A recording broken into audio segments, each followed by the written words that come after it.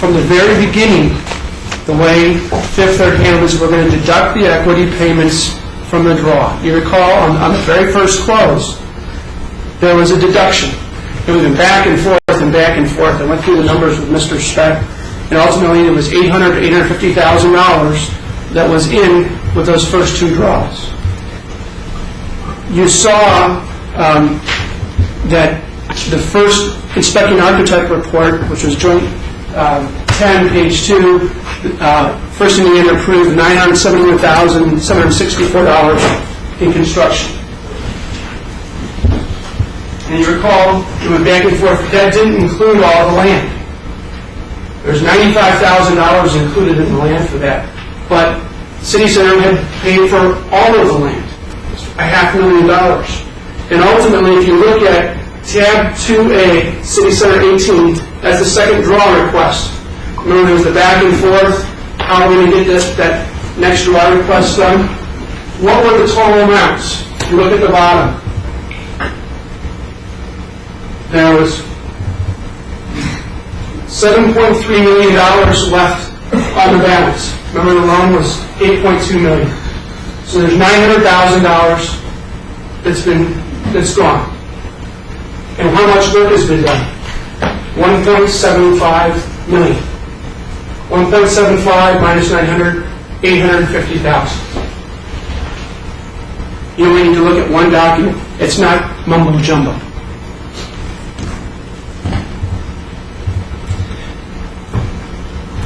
And after this, the bank said we want a building by building breakdown. We got draw 3, tab 3A, which is City Center 66.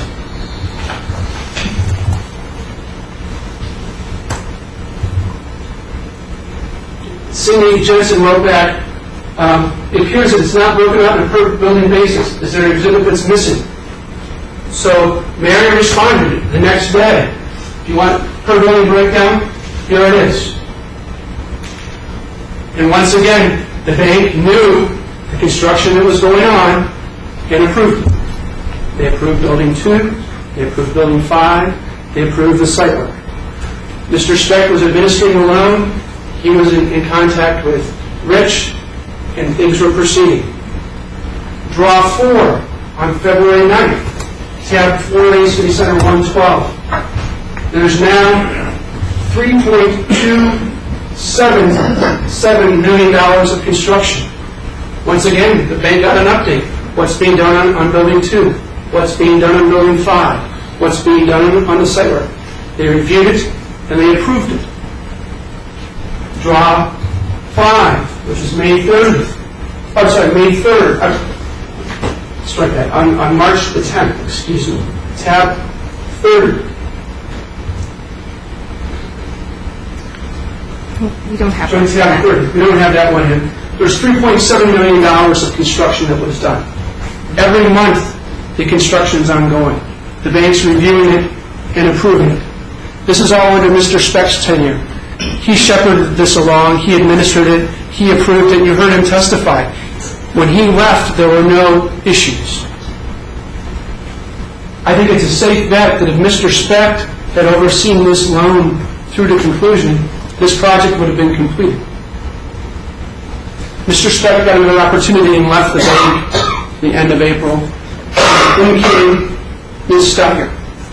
And Ms. Steiger had a whole different way of doing business. She never talked to Mr. Speck about how he administered the loan. She didn't talk to anyone at the bank about doing a reductions of the draw to cover equity. She didn't talk about the fact that there was construction ongoing. You heard her. She never talked to Speck. And she had her own projects. She had her own goals, sales goals that she had to meet. City Center submitted their first draw to Ms. Steiger, tab 6A, City Center 176, on May 12th. And it actually went to Stephanie, who was covering at the time. On May 19th, City Center asked for an update. That's City Center 190. Mary asked, "Hi Stephanie, happy Friday. Just wondering how Draw 6 is progressing." I appreciate any info. Thanks. And that same day, City Center got their first response from Joanne Steiger, her first introduction.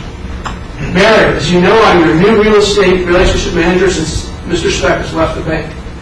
I've come across several items that require immediate attention. And she went through them. Number one, could you identify the buildings? This was a mile or two down the road.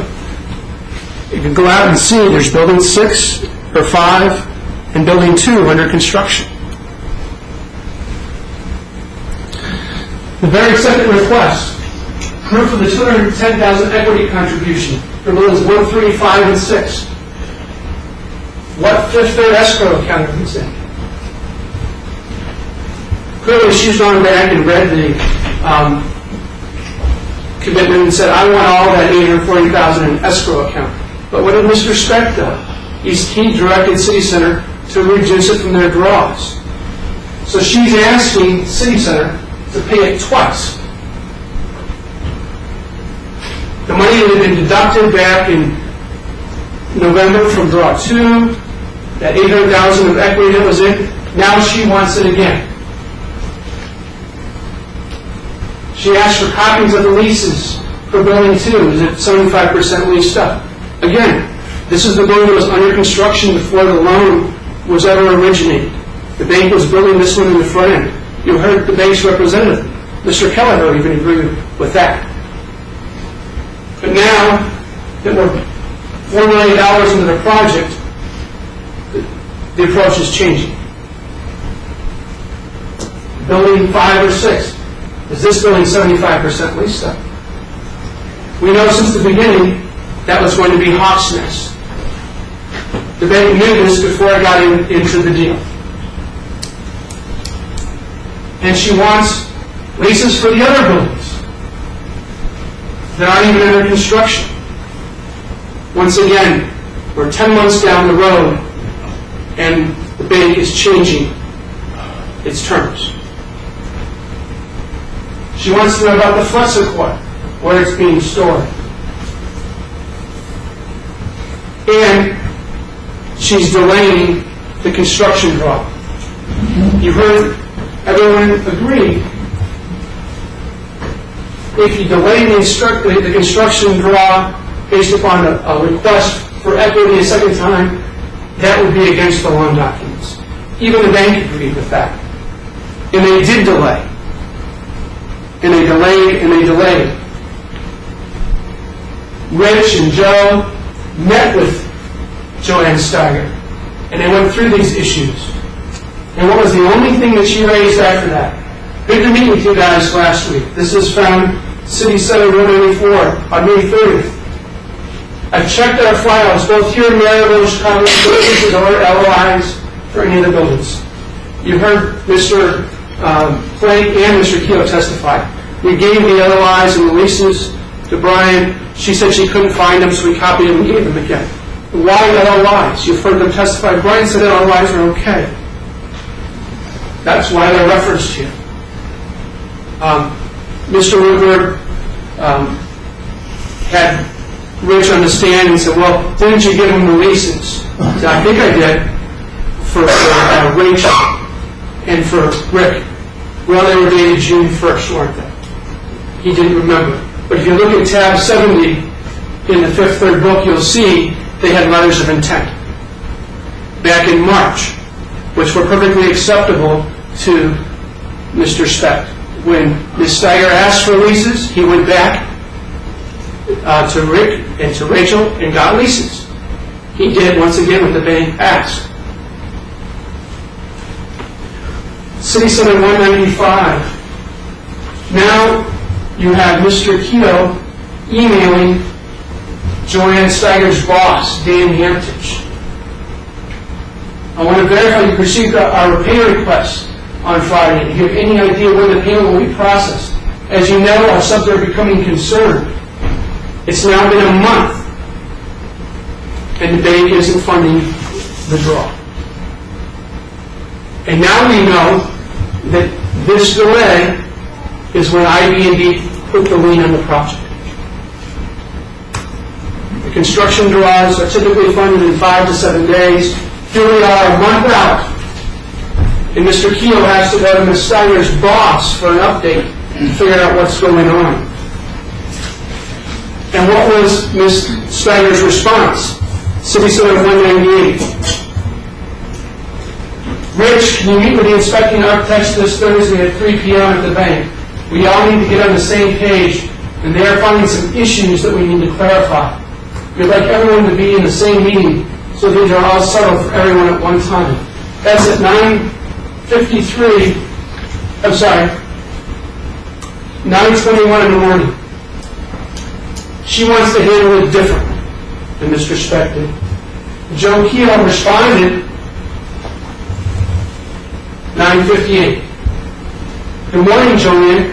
Rich has forwarded your email to me. Would it be possible for you to let me know what the issues are? That way we have some time to gather information or documentation that you need. Thank you, Joe. City Center responded in a half hour and asked, can you tell us what you need so we can get it? And what was Ms. Steiner's response? The next day, June 14th at 4:30 in the afternoon. Joe, I haven't seen the engineer's report, so I don't know exactly what the issues are at this time. I'm sorry that I overlooked this email. Very busy.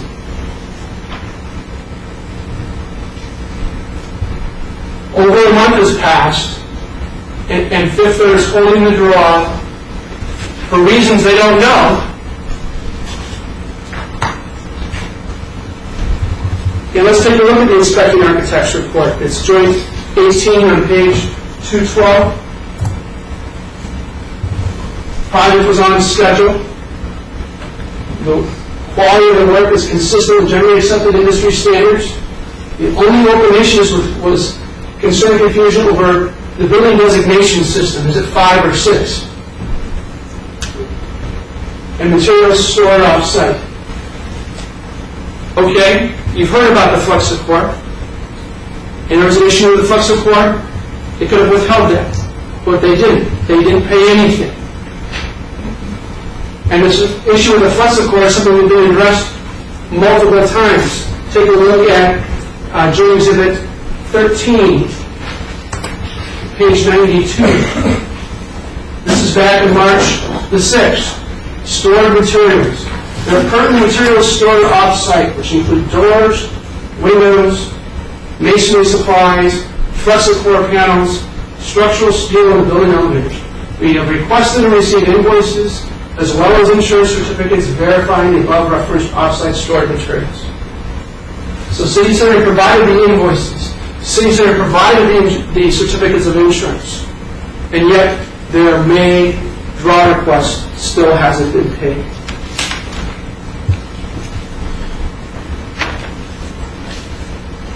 Finally, on June 23rd, City Center 202, Joe Keogh emailed again. Good morning, Joanne. Would you please email the subs your paying along with the dollar amounts so we can get their lien waivers ready for pickup? This is a month and a half. I'm still trying to get the draw request paid. It's been given no explanation.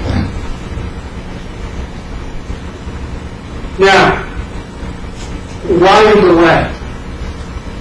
Ms. Steger told us, it's in Fifth Third, Exhibit 90, she didn't want this loan. She wanted it taken out. She wanted it taken out. And she told us that that was what she raised back at this meeting in June as an attempt to make to secure end-loan financing. Of course, you can't get end-loan financing until the buildings are completed. This was a construction loan. While your construction loan is ongoing, the bank's not going to lend. You get the building completed, and then you can go to the bank and request a mortgage. No bank is going to take out the construction midway through. Then we go on to draw 7.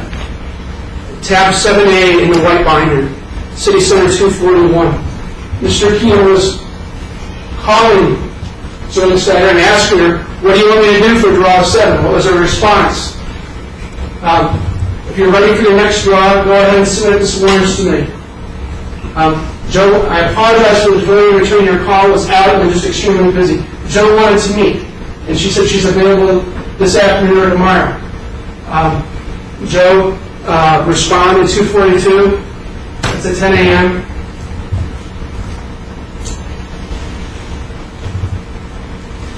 He responded a few minutes later, today would be best, the earlier the better. We would be happy to have you come here if that works for you. Please let me know what time. But there was no response. So later in the day, email back, I guess at 4:30, I guess today is out. Would it be possible to meet tomorrow? Mr. Keogh is trying to meet with the bank to figure out what do they want. Ms. Steiger has a new way of doing business, and she won't respond. Joe met with Joanne Steiger on the 13th. They discussed the draw in the morning. And on City Center 251,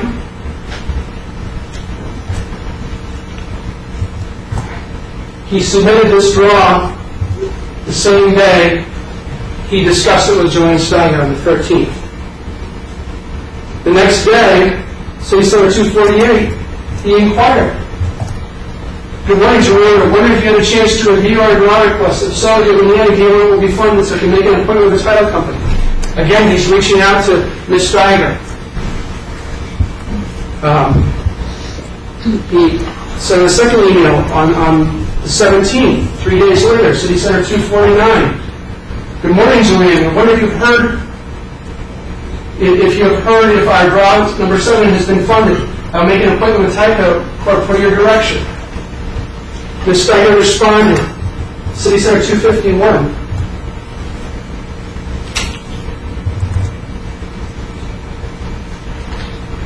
And Joe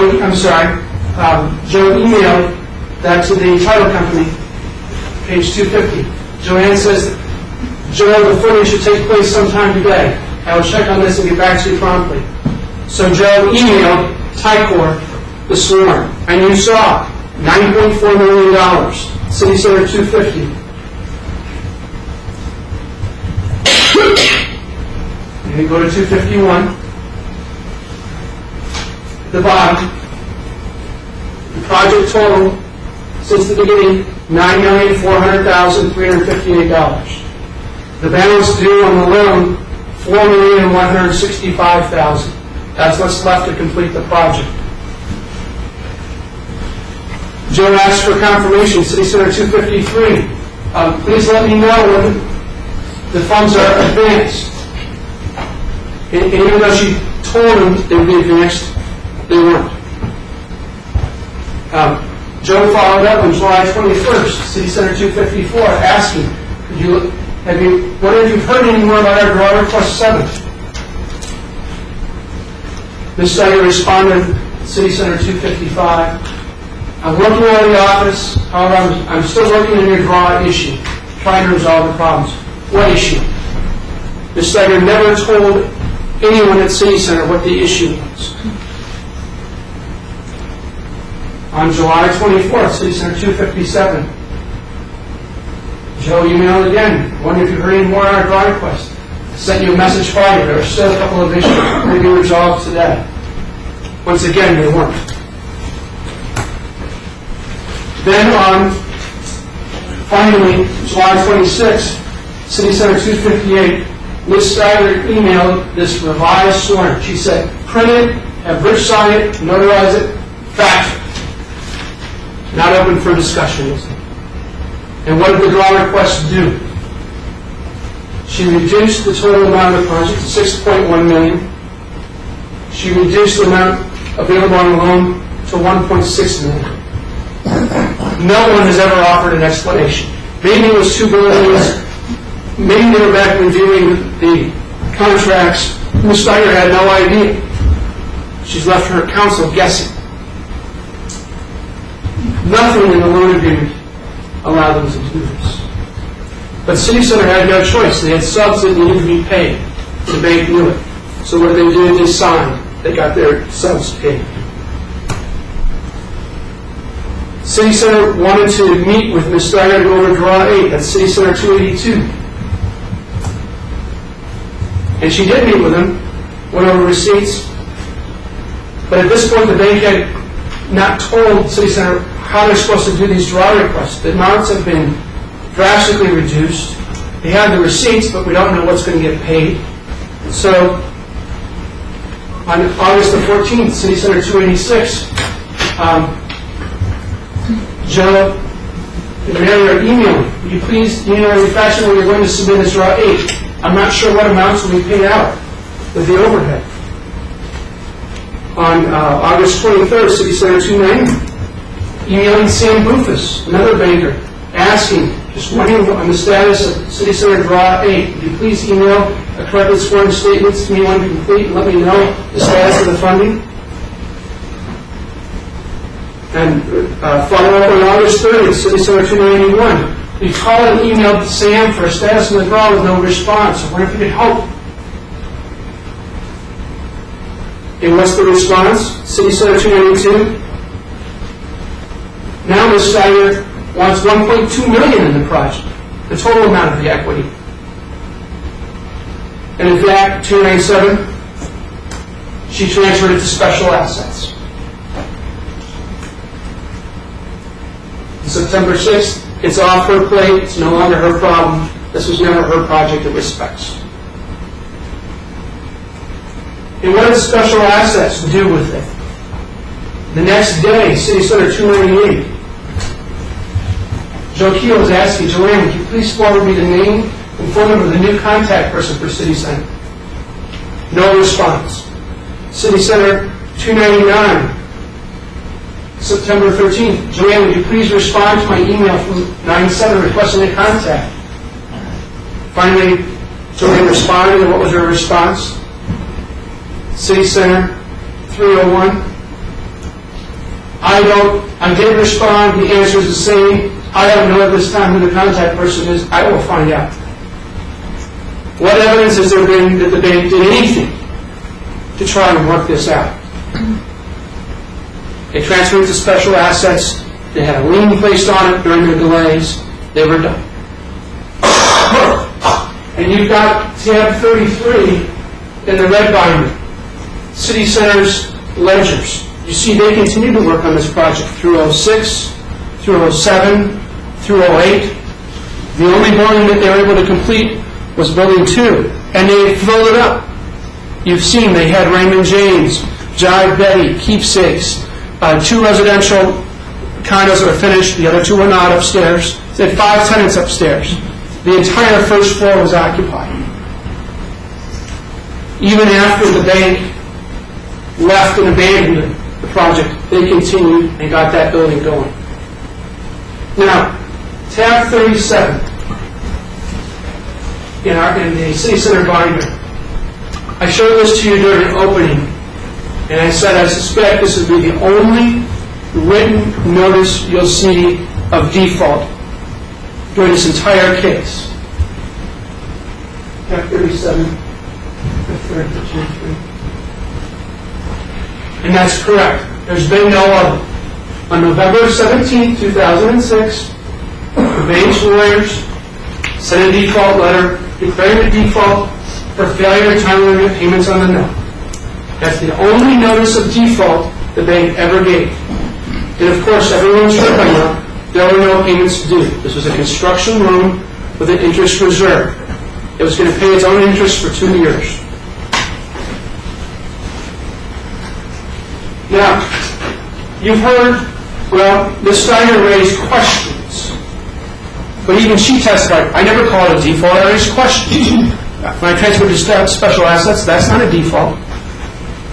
So who declared the default for the bank? When and why?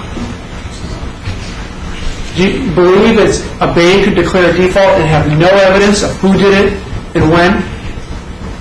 But they've got the lawyers that can come in here and tell you, well, there's a bunch of possibilities. Could have been the equity. Well, is there any evidence that the bank said, hey, you need to get another, whatever, $210,000 into this project. You've got a week to do it. If you can't get it done, we're going to have to call default. There's nothing like that. You heard from Mr. Plank, if they told him we need more equity, it would have been fine to have it reduced from the draw, just like they had done in November. Mr. Speck did that. He called him and said, we need $210,000 in equity. We're going to reduce it from the draw. We're going to take these others. Here's what we're doing. And they did it. And Mr. Plank raised no objection.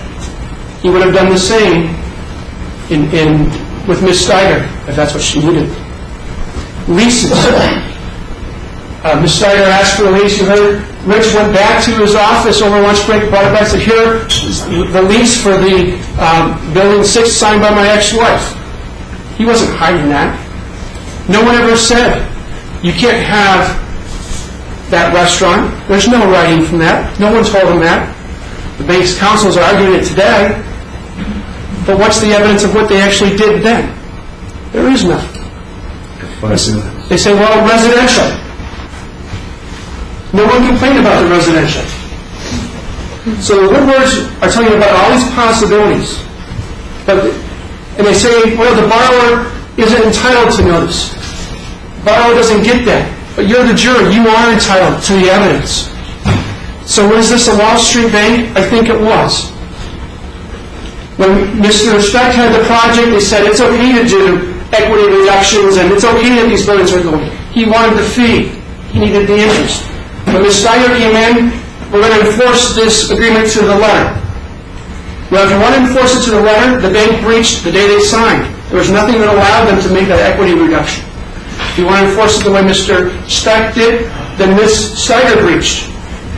Mr. Speck said he had no problems up through the end of his tenure, but when Ms. Steiger came on, her first email was giving me $840,000 in an escrow account when there wasn't $840,000 to do. So then she breached the moment she came on.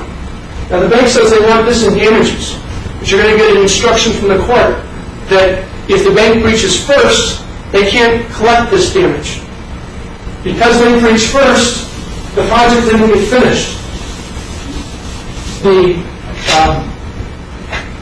building that had the equity in it was gone. City Center lost its ability to repay it. They lost the equity, so the bank can't collect that.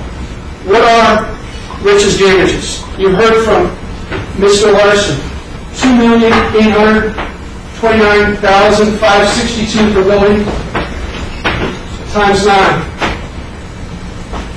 which was $25,466,058.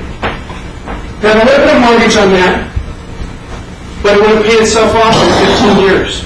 And during that 15 years, City Center would have been making, according to Mr. Larson, over $500,000 a year in net positive cash flow. If you look at the bank's numbers, which is tab 2, page 7 in the credit memo, they valued it even higher. They put each building at $2,956,000 with a positive cash flow of $800,000 a year.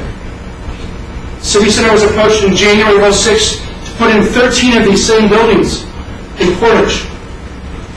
When the bank did this and they cut them off in Crown Point, they lost Portage too. City Center had a reputation of Rich Plank and Hawk behind it. That reputation has been destroyed. What's that worth? I don't know what the damages are worth. You have the information to decide. I can tell you that Rich Plank put his life into this. He put all his effort, his money, and City Center has been destroyed. And you have put a week of your life into this case, and we appreciate all of your time and attention. Mr. Plank has put 7 years in so far. The verdict that you return will be probably the last act of business that City Center has. And he will live with that for the rest of his life. City Center will never do business again. So we'd ask you to go back and review all this information and return a fair verdict for Mr. Plank and City Center. Thank you. Mr. Woodward, before you begin, I had one matter that's going to take me about 1 minute to attend to. You can just remain seated. I'll be right back. Okay? Watch the jury. All right. That's all.